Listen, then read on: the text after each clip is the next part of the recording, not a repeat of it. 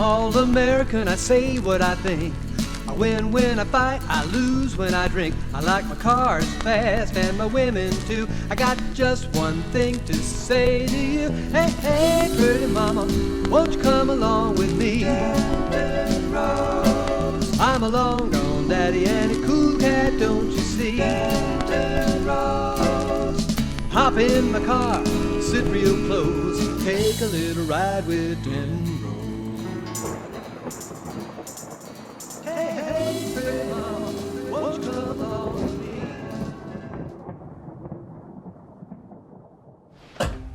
But, you know that wife you're so fond of?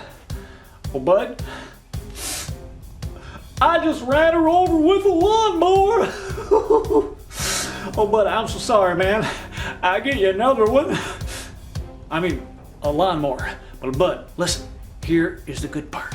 Remember that insurance policy I told you about last week, bud?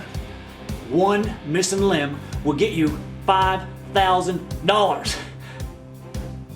So, bud, the way I see it, man, she's in so many pieces right now, you're practically a millionaire. Bud, shh. Man, the neighbors will call the cops, bud. Oh, they're on to me, bud. Hide me, bud. Hide me.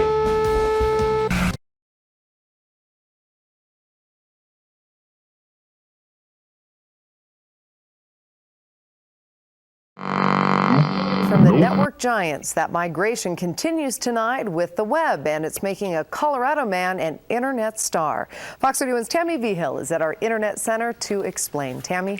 Libby, so many people try to get famous through television and film, but Denton Rose is doing it through the internet. Denton Rose. I had spent most of my life in the background, you know, like circus peanuts and a candy bowl. I was there, but I certainly was not the favorite. I was the youngest and smallest, a frail kid whose dad always wondered, how could this be my kid? My sister said that, well, the milkman was my dad, which would explain my creamy pale skin. In school, I was background noise to the other kids. My favorite sport? Well, running from bullies. I gladly blended into the landscape like a stink bug, hiding openly on my grandma's wood paneling.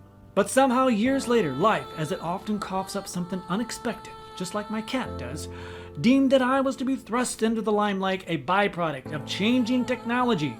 Bill Gates? Well, he never seen this one coming. I was absolutely nothing. My dog even hated me. Denton Rose and his crew filmed throughout the metro area. Their next shoot is at a cruising event in Westminster Saturday. We'll have a link to the Go Fish website.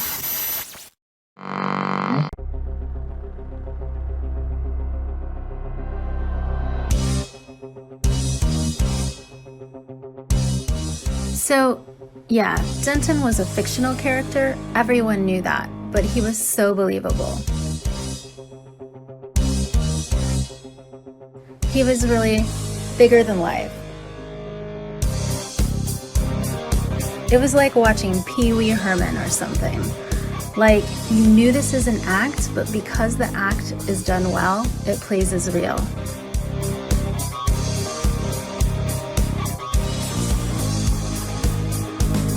And well, Denton was kind of funny and cute. I think one of his little shorts. Now this guy does Mind Splinter Films. There's this contest called American Dreams Date. I think they get this. Whoever wins, it's this huge film contest, gets like this special trip and stuff. And this guy won, and he does this character called Denton Rose. This outlandish guy, Denton Rose. Now this was the last one Kelly watched. I watched a couple of more of them. Did you see Denton in Space? I did not see Denton in Space. One, Denton in Space was freaking fantabulous. I could see this guy kind of like a Saturday Night Live skit. Yeah, easily. I could see him being a reoccurring little 5-minute character. And now speaking of this, now Denton Rose is a character this guy made up that kind of looks like an Elvis guy. Yeah. Wears the glasses, huge hair, everything else like that, good accent.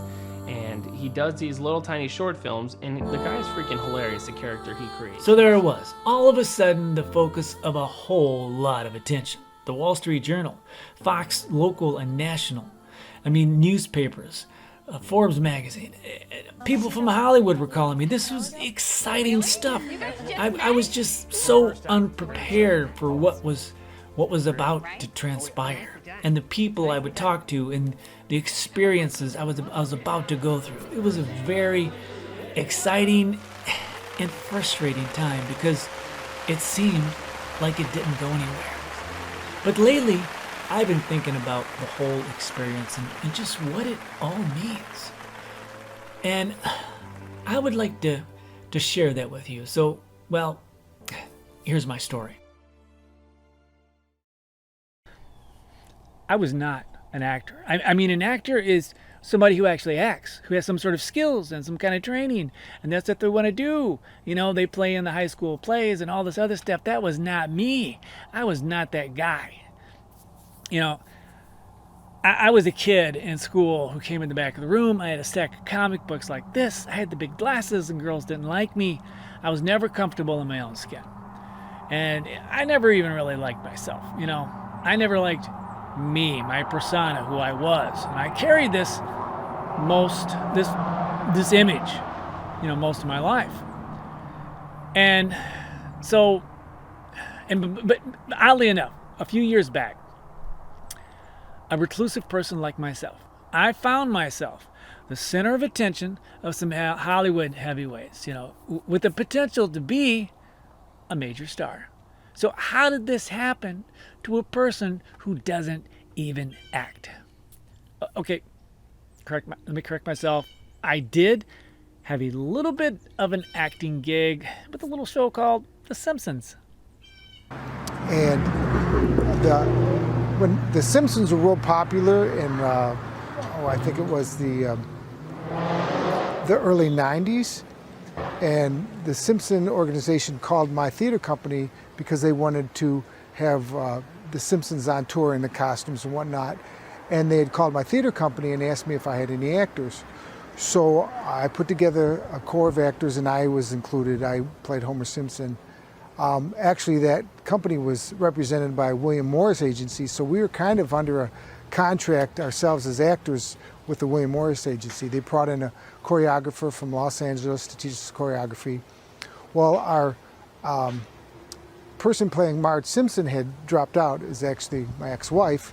She dropped out for whatever reason, and I brought Dennis on, and he played Marge Simpson opposite my Homer Simpson. We were in the big costumes and stuff, and he was excellent. Okay, so after the Simpsons gig, like I said, that was not my ambition to be an actor. So a decade goes by. I get a job at the Fortune 500 company. I get an education. I blend into society like a mold on a 90-year-old. And then one day, in the early 2000s, I had this crazy, unfortunate idea. You know, I had gotten this decent camera. It wasn't HD, but it was decent. And I started to just make little funny videos, you know, legal ones.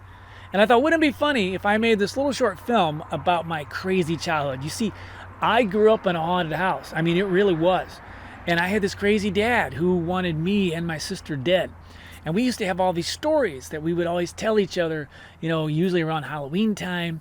And we'd all sit around. So I thought, hey, wouldn't it be great if I made this little short film, which I did. I made a 16-minute little movie. I played most of the characters. That was crazy enough as it was. And then I showed it to my family on Halloween. And they just loved it. And they roared. And they thought, wow. And then they thought it was funny, but then I thought, wow, this is great. Me, a non-actor, playing all these different roles, and people are liking it. I thought, wow, this is kind of cool. So it was 2002, the following year, and I called my buddy Mark Whitbeck, and I said, hey, Mark, you know, people like that little 16-minute movie I made, you know, because Mark liked it. He thought it was funny. I said, why don't we make a feature-length version of the movie? So we communicated back and forth. We did this crazy script that was partly true and partly fake news. And I took real events that happened to me, some of those real crazy childhood stories, and then I blended those with fake news. And I took, you know, all that stuff and I just put it all together. The trouble is, Mark and I had no clue what we were doing. You know, there's no real production value in this movie. I mean, I spent no money. And it was pretty horrible. Like I said, we had no clue how to set up scenes. You know, we had no clue how to edit. And all I had was this goofy little editing suite. It was pretty low quality. And we made this movie the Woodland Haunting. And we put it out there somehow. Lo and behold, I got distribution with a international distributor. It gets some press. It gets in Barnes & Nobles. It gets in Tower Records. And it starts making some news articles. It's crazy. And all because of that little film, I got to sit in front of some of the biggest names in Hollywood with opportunities that most actors and producers never get to the point of. And all because of this little movie, The Woodland Haunting.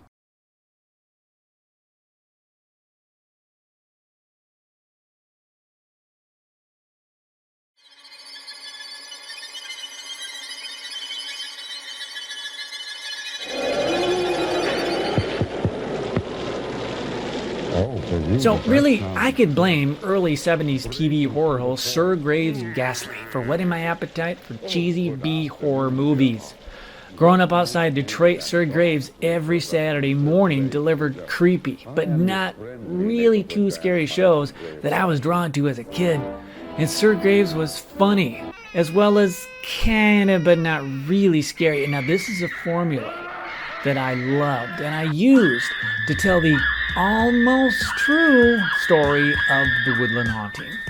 So in 2003, Mark and I scripted our very own cheesy, campy horror comedy film, the kind we loved as kids, albeit this time it was based on some actual facts. For example, in the movie, my dad filled our basement with potatoes and left.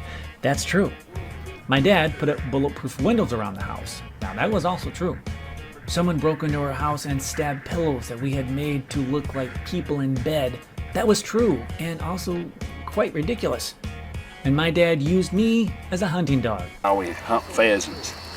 Since we don't got a dog, you're gonna have to go out there and rustle me some up. Got it? Also true, and sad at the same time. Now something attacked my sister Sheila in bed. That was true. The family was attacked by killer potatoes. That was false. But, you know, Sir Graves Ghastly, I think he would have liked that one.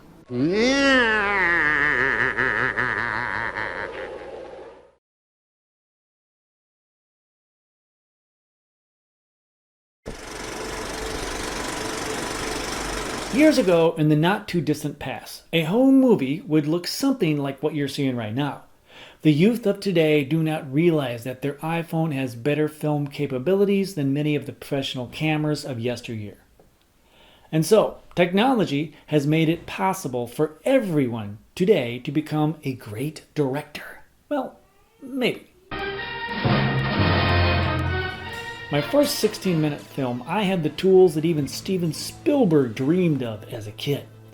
The ability to edit and film with ease based on modern technological advances. Sadly, I was no Spielberg, and those advances did me little good. But it did give me the opportunity to become sort of a filmmaker.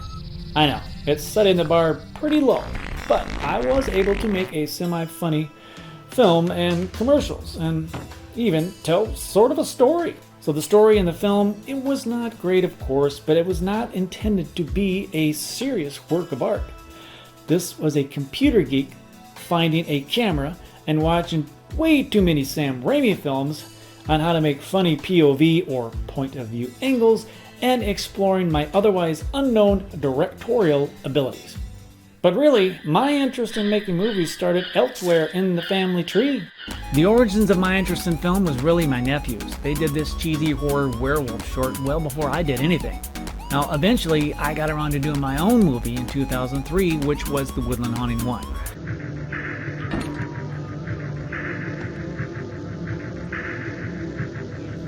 That was the short video I made the year before The Woodland Haunting 2 that people thought was pretty funny. I played most of the characters and made those potatoes my dad stuck under the house when I was a kid to be demonic entities that attacked the residents of the home. Now, based on the reception of The Woodland Haunting 1, the following year, Mark and I scripted the feature-length version of the movie and introduced a new character, Denton Rose.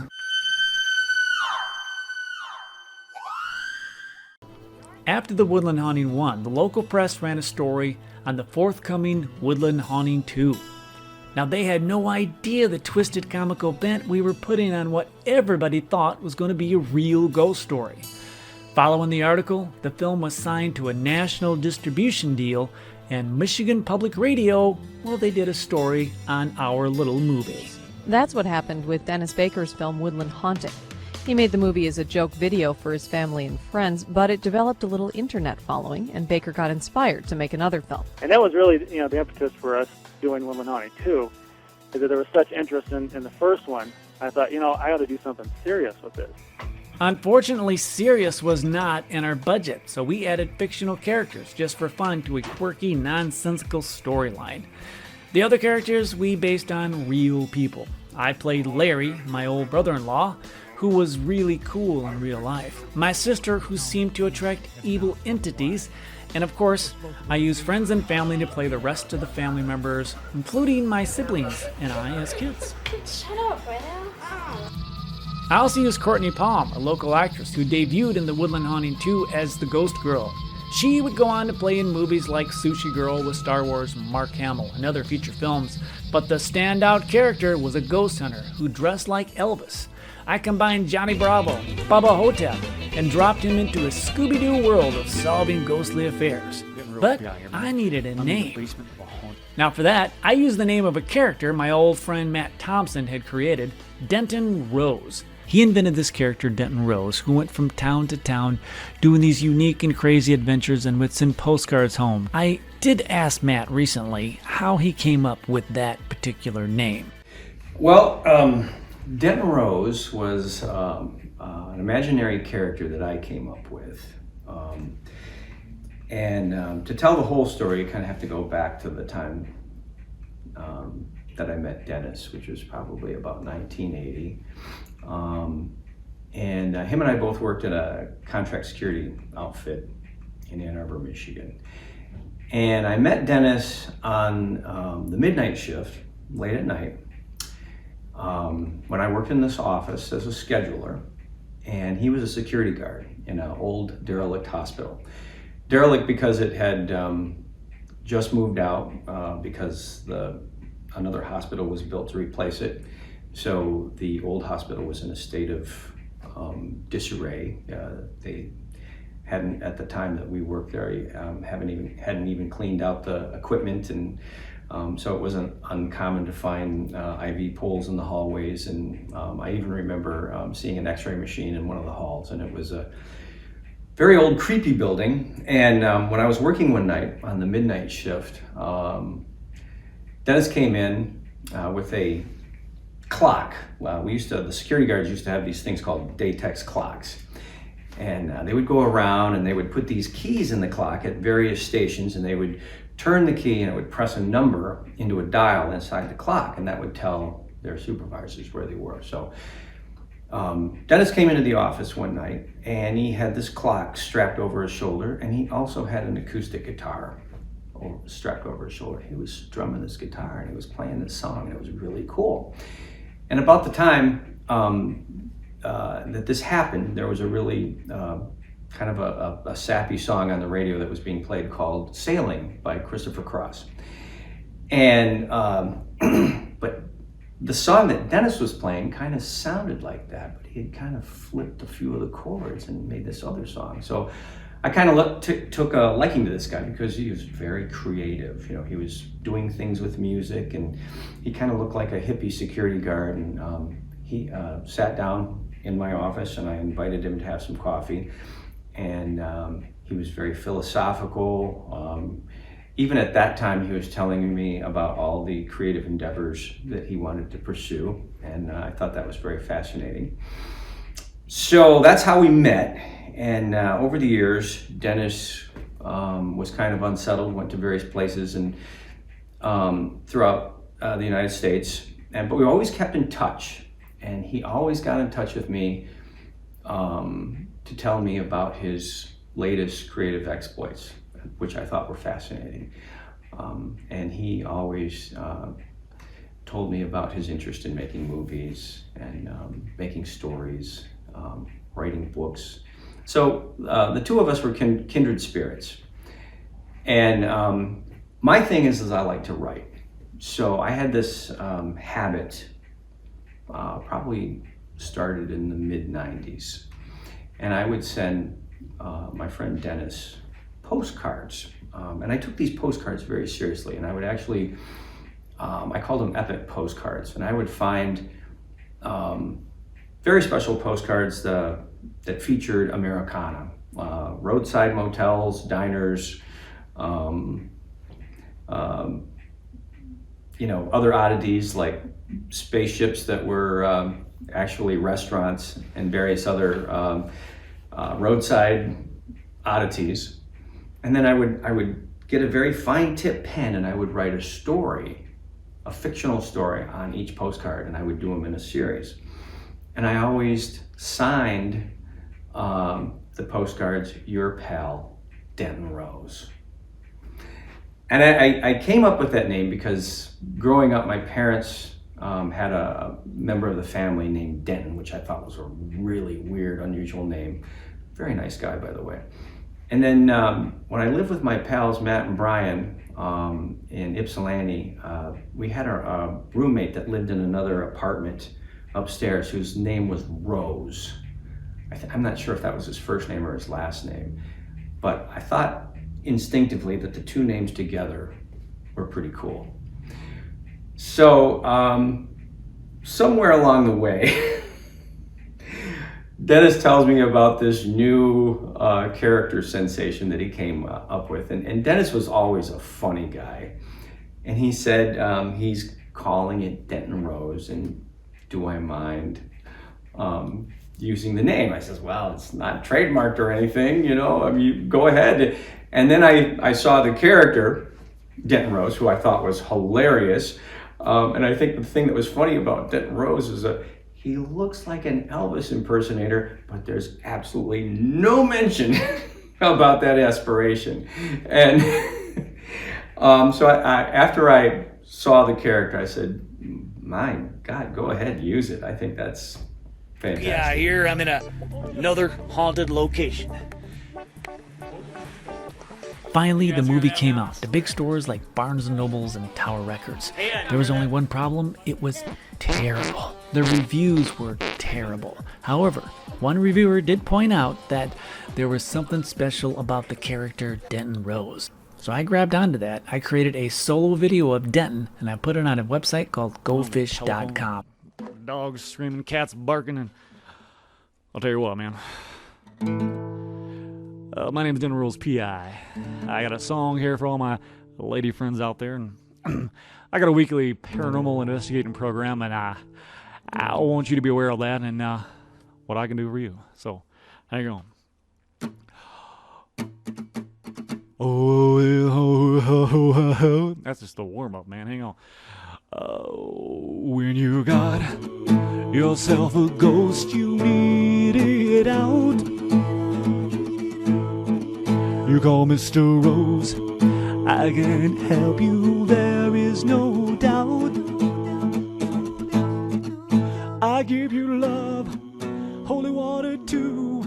Within just a few days, Denton had gotten tens of thousands of views. He had really gotten the interest of the audience. And not them only, but also the producers of a show called America's Dream Date. Okay, people, it's on.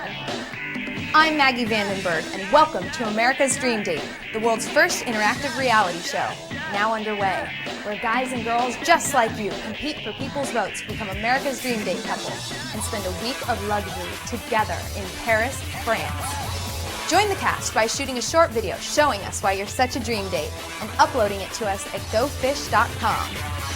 And that's exactly what I did. In the weeks to come, Denton would put out video after video, getting the views and the votes in his quest to become America's Dream Date. Come on, guys, try to compete with this.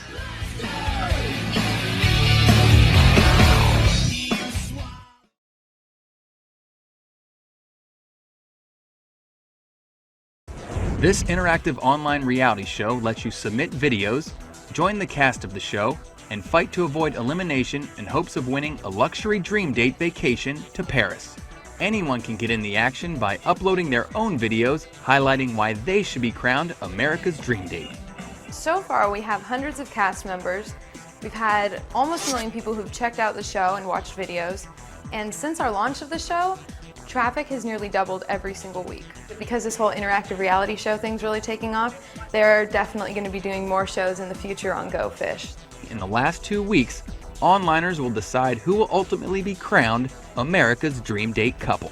So there you have it. I was a fictional character in a real contest. I mean, I was listed as a 26-year-old guy, when in reality, I was in my 40s and I had 3 kids. And, well, nobody seemed to really notice. I mean, even when I serenaded girls for votes online, people just accepted Denton as a real person. Show you right now, they're all made up. I'll make them up as I go along. But this is kind of going to be the way it is. In fact, everybody just seemed to ignore the reality of who Denton was, except for Lucasfilm when I started killing off their characters, and they told me to stop. Turns off the video thing. Is it this one? No. This one? And I did. And after blowing up the Jedi planet, of course. Well, Denton Rose tries to top him with his magic act. Over the course of 6 weeks during the America's Dream Date contest, Denton dazzled the fans with an unusual variety of themes and situations that propelled him to #1 and ultimately the winner of the contest, with more viewers than most TV shows at the time. Dennis had called me and says, "Hey Ken, I found this website that they want to do America's Dream Date." He said, "You should do it." I said, "I'm married." He said, no, don't worry, you can. I said, no, I can't do it. So Dennis did it kind of on a fluke, and it was real funny. It was a cross between like a Jim Carrey and maybe Andy Kaufman. But he came up with this crazy Elvis character called Denton Rose. Well, this was before the internet really took off. He got so many hits, I don't know if they called them hits back then, that he won. He won America's Dream Date, which was national search. They found a man and a woman, and you went online, and this company, I guess it was Fox, a division of Fox, they put it online, and they got all the votes like American Idol. This was pre-American Idol, and Dennis won. Bonjour! The big day is finally here. Hi, I'm Maggie, and I am about to announce the winners of the first interactive reality show, America's Dream Date. And the winners are Denton Rose,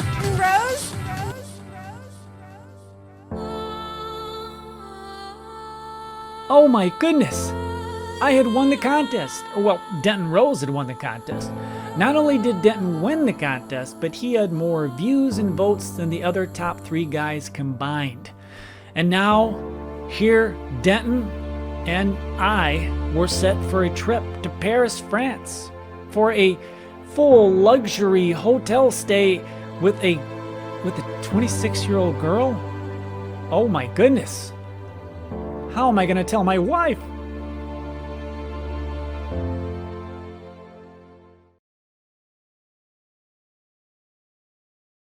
And what about you, Denton? What was it about this contest that sang to your heart? I was just excited for the opportunity to put myself on there. Yeah. And I was excited for people to see me. Now, it wasn't just the fans or the press that had taken notice. All of a sudden, I had people in Hollywood who were calling me. Now, I already gotten Robert Downey Jr.'s agent, which led to a very interesting meeting. In this meeting, it was just me and a very powerful name in Hollywood. This guy was responsible for my all-time favorite sci-fi comedy movie. I mean, of all time. So I get this call, I go sit in this little cafe, we're sipping, having some drinks, and then he talks to me and says, you know, I can see you in the role of this DreamWorks film I got coming out. So my immediate impression was, oh my goodness. This is it. This is the big time. This was what I've been waiting for. And so the meeting ends. I leave. I come back to Denver from Hollywood, and I go home. And all the way home, I'm just thinking, man, this is it. I made it. I am I'm gonna be a star. So I get home, and I waited. And I waited. And I waited. What's doing, guys? It looks like your old buddy Denton Rose is going to hit the big time. I finally get that big time picture show I've been looking for. Yeah, isn't that amazing, man? They never thought I'd live this long to see this day.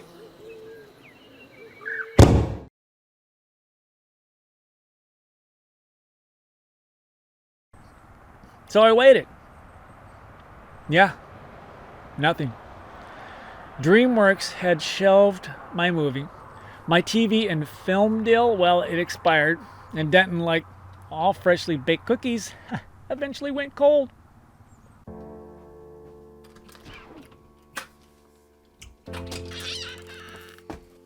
Do you know how to tell the difference between a pterodactyl and a pterodon? No. We did, however, film a bit of the proposed movie that never happened, never went anywhere, was seen by no one, and, well, there you go. And while I did feel brokenhearted about my big movie no deal, I had to jump back in the ring, just like Rocky, man. I had gotten a taste of success. I had to fight. So, yeah, I did another dating contest. Now this time, Denton came in second place in a show called Seduce a Celebrity with a mildly popular star as the prize date. And Denton the star, ironically, was beginning to dim. So Denton fans, they were slowly leaving the building. So the clips I did of Denton at that point were more forced. They weren't fun. They weren't natural. Okay, now hopefully I'm back in some Roman times to check out some Roman type dudes.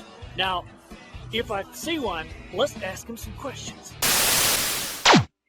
And like I was trying to make it instead of just having fun. You know, the first stuff was all viral and crazy and people loved it. And then at that point, after people started not watching, you know, it was me trying to force it, you know. And I wanted to point out, like I had previously stated, I did not have a good self-image of myself, even as an adult. So, you know, I was always the awkward, unattractive person who, in a swimsuit, could play a starving prisoner of war role. So when Denton started to get thrown into the limelight and millions of people were watching, I suddenly thought, hey, this is something I never had. I was popular, even though it was this character of Denton that I literally became when I put in this get-up. I was somebody. People liked Denton. So when that started to fade, I realized it was not about art. It was about this weird alter ego I had created, and but Denton had lost his mojo. So I had to try something. So Mark and I came up with new ideas to keep the thing going. Also really weird today, according to the Associated Press, a Ronald McDonald statue has been stolen outside of a studio. So Mark and I had to try other show concepts. We tried Weird News, which was real stories about weird stuff, which was weird because, well, it wasn't funny. Washington Outsiders Report, a political show, and yeah, polls indicated it was not funny or popular.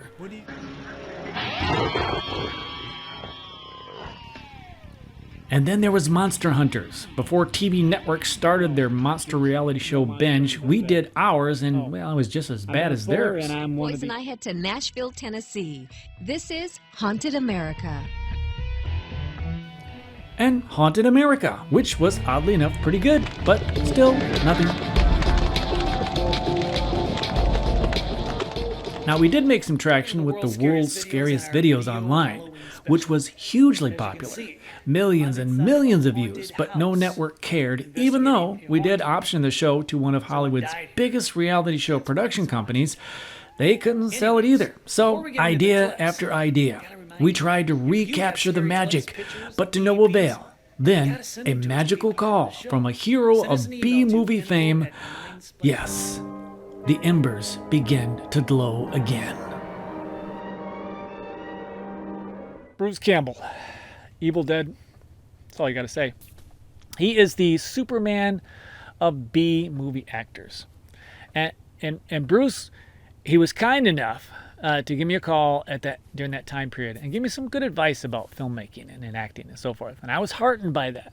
Sure, I was down in the fourth quarter. It didn't look good, but like all filmmakers, in a crisis, I turned to the nuclear option: zombies. Zombies are serious business. So Mark and my new partner John Fields teamed up with the Horror Channel, VO Networks, NBC Universal, and Ghost House Pictures. And Denton had a little work with America's Top Zombie and our next big show, Day of the Dying Living. I teamed up with Mindsplinter Films out of California, GoFish.com, and Australia's Gold Coast Film Festival to try to set the world record for the most number of zombies in an independent B flick.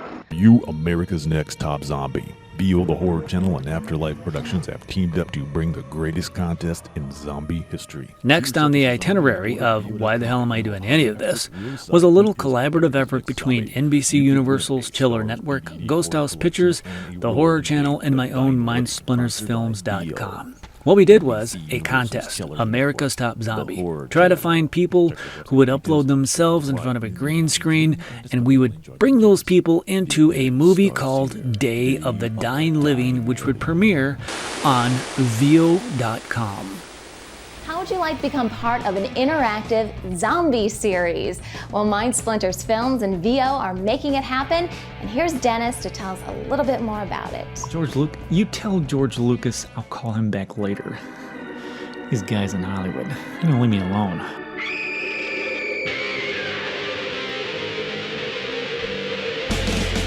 VO and I are doing this crazy, exciting new show called Day of the Dying Living.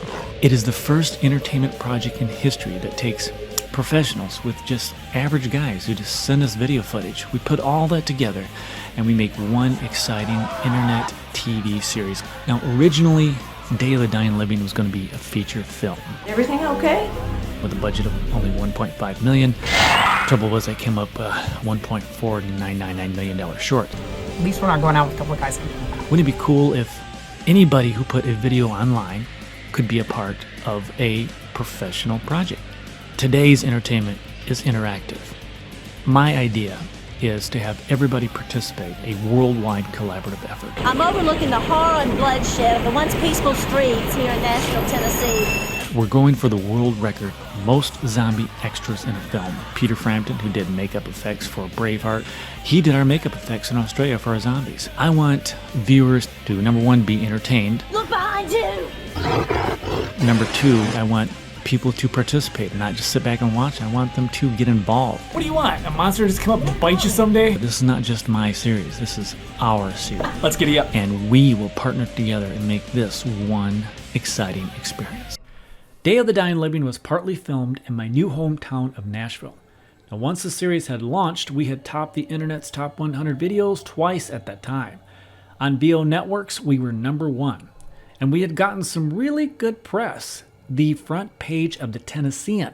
Now, this article led to the possibility of bringing Denton back from the dead. So the writer who interviewed me asked me my history, which I divulged the Denton Rose story. And he said, you know, you got to talk to this guy, John Cherry, who brought Ernest P. Worrell, you know, the commercials, the big screen for Disney.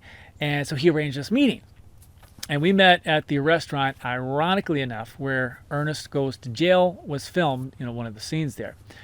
And John and I hit it off. You know, I gave him one of the Denton Rose DVDs that had all the shorts on it, and he loved it. And then he called me. We get together again, and we signed a 2-year development deal to make Denton Rose kind of the next incarnation of Ernest P. Worrell.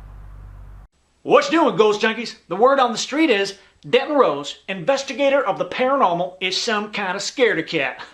Man, I just gotta tell you, that's just not true. The fact is, I ain't scared of nothing. You mean afraid? Whatever. Now, just to prove that I, Denton Rose, am in fact brave, I have come to one of the most haunted houses in all of America. What's more, you see that door behind me, man? that door leads to one of the most haunted rooms in one of the most haunted houses in all of America. Now, I am going to go behind that door, just me and maybe a bag of Cheez-Its or something, and spend an entire night. I'll wake out in the morning just completely refreshed. Man, like nothing ever happened. Because I, like I said, am not afraid of anything. So, here I go. I tell you what, man, I'm even impressing myself here. You know, I don't think I've really been afraid of anything for maybe 10 years or so. Not spiders, not monsters, not ghosts, not terrorists. I don't think there's anything that The scary thing behind the door video was what I believe sealed the deal for John Cherry and Denton Rose for a partnership. Up until that point, he had tried in vain to revive the Ernest franchise with an Ernest lookalike. Hey Vern, your old buddy Ernest got an idea that will revolutionize advertising. He also tried an animated Ernest. Hey Vern, what we have here is your nearly dead deal. Jim Varney, the original Ernest, appeared unreplaceable. So, when he seen the possibilities of a similar character that could replace Ernest without trying to duplicate him, he was inspired. And after this, I was hanging out at John Cherry's house, and we'd begin production and plotting and scheming on how to make Denton Rose a star again. Is that the original booger guy from, yeah.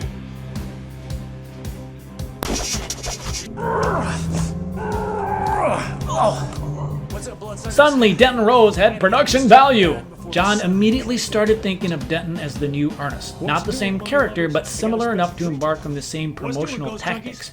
Okay Vern, now listen to your old buddy Ernest. Denton Rose would, like Ernest, start out with commercials, with a whole lot less success, I might add. And so John turned to product placement in a web series. Wind him up and crank him in. I'm not in the mood, Denton. Oh, what's hammering your head, Ted? No online visitors, no advertisers, no money. I guess ZapperNews.com hasn't got a chance. Unfortunately, flavored drinks and candy companies weren't too sweet on sponsoring web series, even with John Cherry at the helm. So, John decided to go right for the jugular, get right to the point. Yes, a feature film just like Ernest did for Denton Rose. John read through the old Ernest scripts to try to find the one that matched Denton the best. The Water Baby, about an alien baby who befriended Ernest. Ernest in Space, which was the Ernest equivalent of Don Knotts' Reluctant Astronaut. But finally, John, along with Doug Claiborne, converted a script called Boxwell about Jim Varney fighting off a zombie invasion into a Denton film. The movie was called Scaredy Cat. Man, your regular Don Juan, real smooth in the ladies department. We filmed some of the test footage, perfected the script, flew to Hollywood, and nothing. Yes, nothing. Denton was well, almost. All right, Denton Rose and Jules, Scarefest 2011. We're getting ready to walk through the gates. This is going to be scary.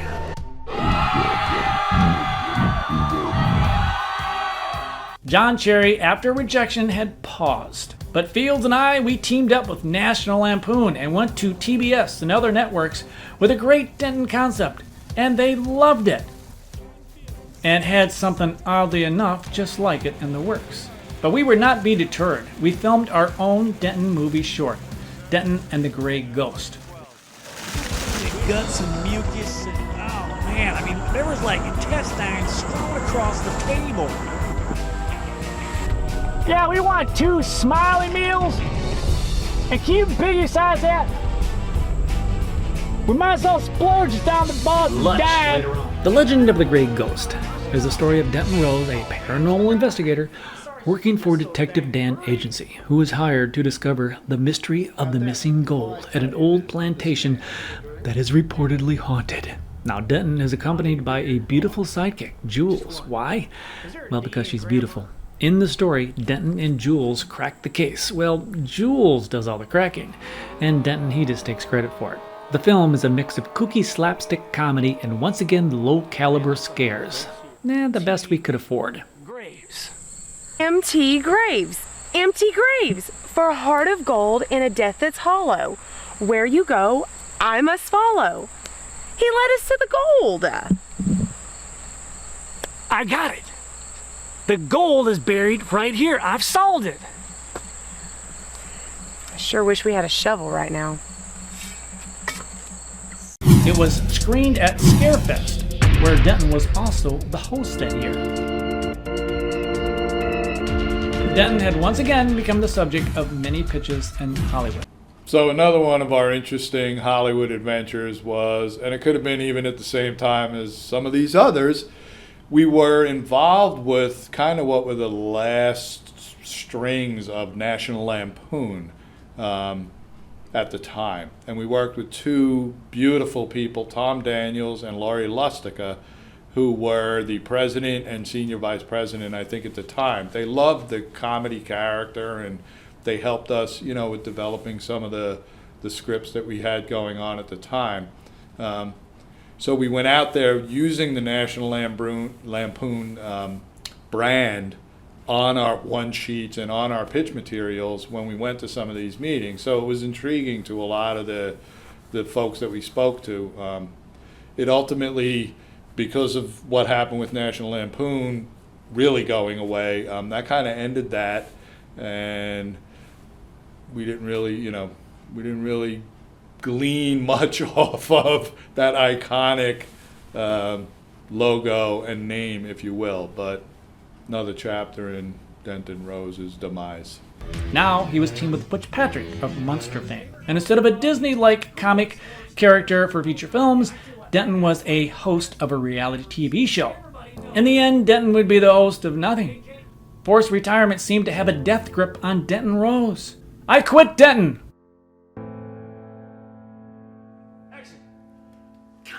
I tried new characters. Bat Guy. What is going on, man? Average citizen? What? Reverend Righteous. Because after all, I am River Righteous. So, if you... Billy Buttons. And I'm running for president of the United States of America. Yes, sir. Greatest country in the whole wide world. Now, as president, I'll promise... New show ideas like Department Z, which had some life to it for a feature film, but nothing. Loving husband. My Hollywood career, after more than a decade, had come to an end. Anticlimactic and antidotal, which, what the heck does that mean anyways? But was this all just a big waste of time? We were at MTV in Santa Monica, and it was myself, Dennis Baker, and we went in with a producer named Doug Claiborne, who, amazing career, had done everything, worked on Apocalypse Now, up through a lot of the Coppola movies he produced, including John Cherry's Ernest Saves Christmas, which is how they got together and how we were introduced to Doug. So we go into this meeting, and it didn't go very well. Our producer didn't speak too much. At some point, Dennis jumps up, goes out, puts on his Denton Rose character costume, and comes back in. The lady was just floored. And we did end up having a good rapport with her, and we sent her like silk underwear with hearts on it from Denton and things like that. It was pretty amusing. But again, developing relationships like that was something we were good at. Even if it didn't get us a deal, ultimately, you know, we had a lot of fun doing it at the same time.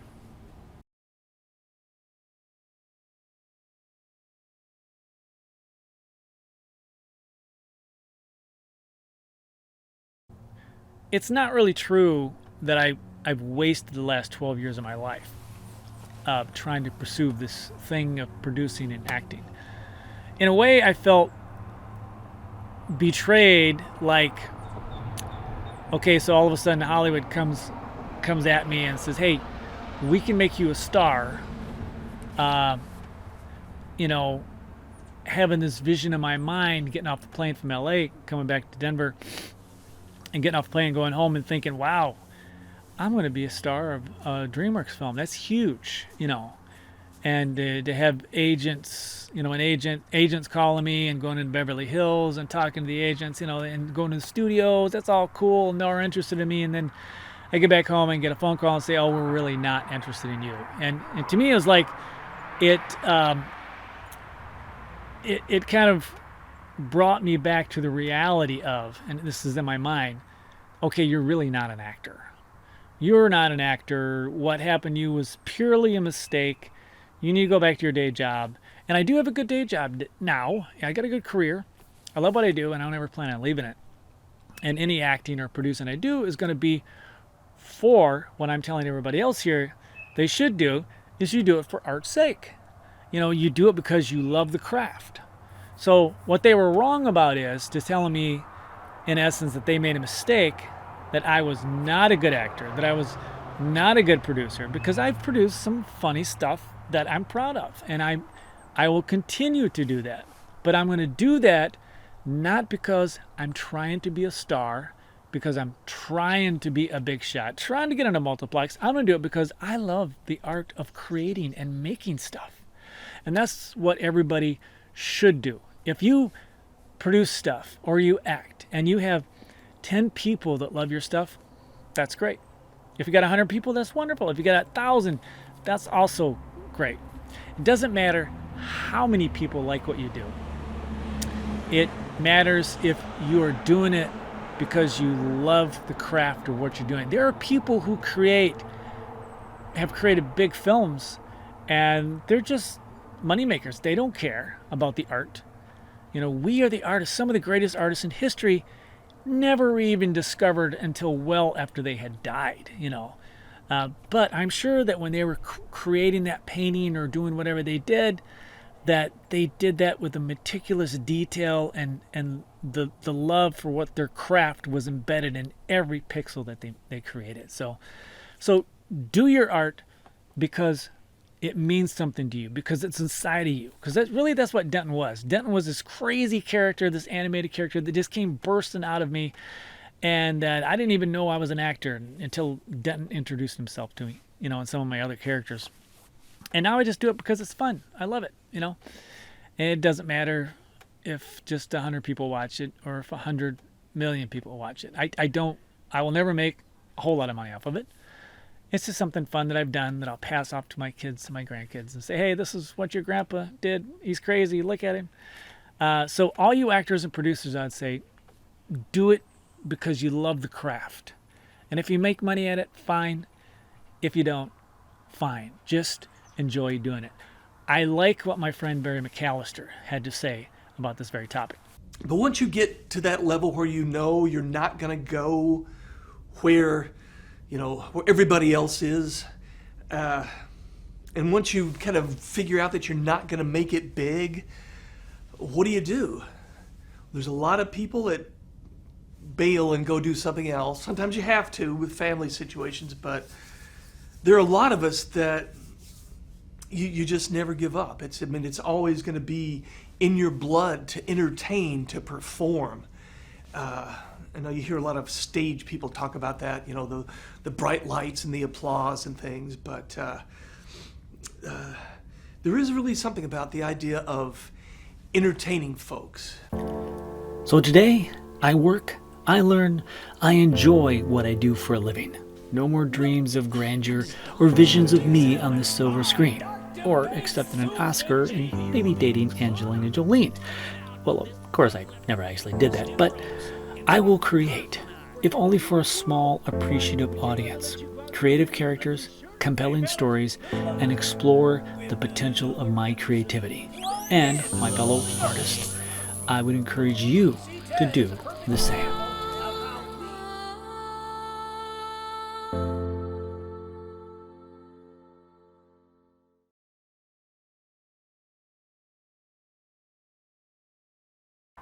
I and Barry share a lot of the same, thoughts about this, and hopefully you as an actor or producer, or whatever you are, or even a painting, whatever medium you do your art in, dancing, singing, whatever it is, just do it out of your heart and because you love it, and yeah, and there it is. Somebody's calling me. Hello? Hey, Dennis. Denton, what are you calling me for? I'm in the middle of doing a film about you. Did you hear the news about guess who? Who? Oh, hold on a second, Denton. I got another call. This is embarrassing. Hello? Now, brother, there was a Reverend Righteous. There was a certain name out there, a name that's been floating around that you need to be aware of, and that name is. Oh, hold on. Bad guy's calling me now. Bad guy, what can I help you with? I'm in the middle of filming. Hey, guess what, man? Guess you just strolled back into town. Yeah, I know, I've heard that name from a few people. But who is this? Milton Morocco?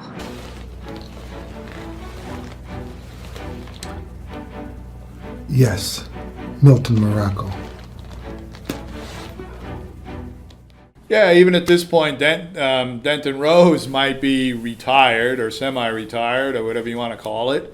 But Bakerfield's productions indoors were still full of ideas, and we have some things going on. And actually, so have you heard about Milton Morocco? I still